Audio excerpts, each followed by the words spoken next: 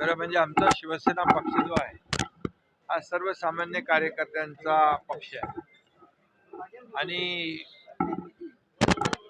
हिंदू हृदय सम्राट बाळासाहेब, धर्मवीर आनंदीगे साहेब या सर्वांनी सर्वसामान्य कार्यकर्त्यांना मोठं केलं आणि तोच विचार घेऊन आम्ही पुढे चाललोय. आणि त्यामुळे डॉक्टर ज्योतिताई वाघमारे या लाडक्या बहिणीला आम्ही लाडकी बहीण, मुख्यमंत्री माझी लाडकी बहीण योजना आपण या राज्यात राबवली. अनेक लाडक्या बहिणींच्या संसाराला हातभार लागला आणि त्यामुळे आता या शिवसेनेच्या माध्यमातून देखील डॉक्टर ज्योतिताई वाघमारे यांना शिवसेनेने राज्यसभेची संधी दिलेली आहे. खरं म्हणजे त्यांना देखील याची काहीच कल्पना नव्हती, परंतु शेवटी शिवसेनेमध्ये सर्वसामान्य कार्यकर्त्याला बळ देण्याचं काम गेल्या 3-3.5 वर्षापासून आम्ही करतोय आणि त्याचाच एक भाग म्हणून ज्योतिताईंना राज्यसभेची संधी दिलेली आहे. ज्योतिताई राज्यसभेमध्ये अतिशय पक्षाची भूमिका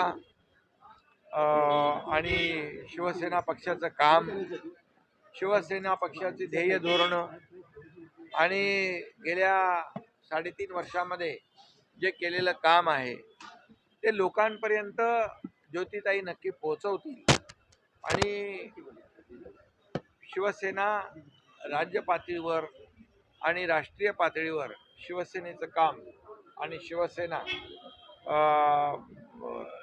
ते नक्कीच नेण्याचं काम करतील आणि महाराष्ट्रामधले प्रश्न असतील, देशातले प्रश्न असतील, काही धोरणात्मक प्रश्न असतील, हे सर्वसामान्यांच्या हिताचे प्रश्न याला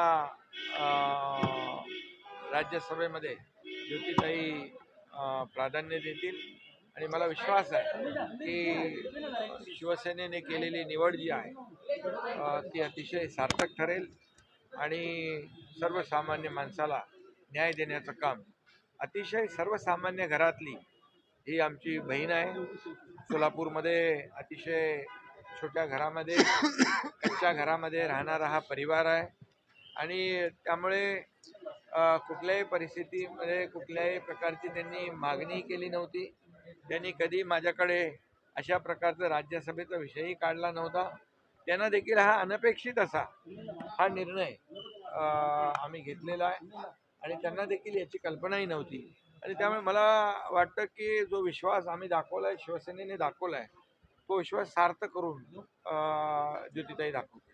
पण तुम्ही जर मॅच खेळला असता राज्यसभेचा निर्णय काय असते? कारण बऱ्याच चर्चा होत्या की काही वेगळा निर्णय या ठिकाणी तुम्ही घेऊ शकता. खरं म्हणजे आम्ही मॅच खेळायला उतरतो ते जिंकायसाठी आणि ही मॅच खेळली असती तर नक्कीच जिंकलो असतो. परंतु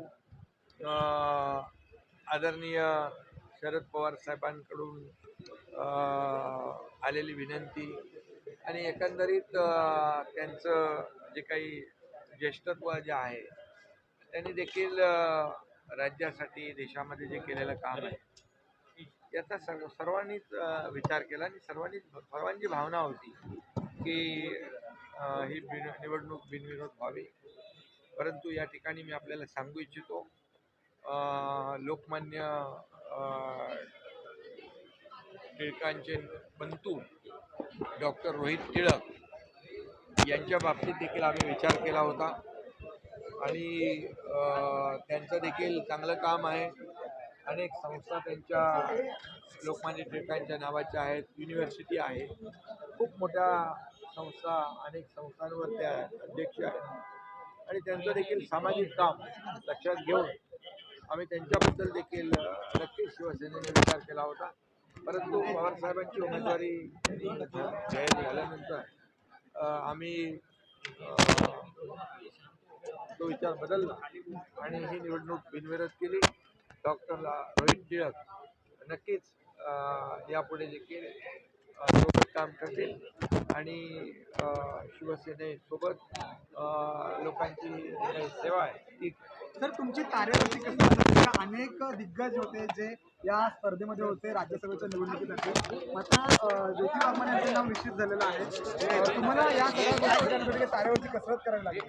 ते बघा, एक लोकांमध्ये कार्यकर्त्यांमध्ये एक चांगला संदेश गेलेला आहे, हा मेसेज गेलेला आहे की चांगलं काम केलं आपण, पक्षासाठी काम केलं, पक्षाच्या ध्येय धोरणांसाठी काम केलं आणि समाजासाठी काम केलं, प्रामाणिकपणे कष्ट घेतले तर नक्कीच पक्ष विचार करत असतो.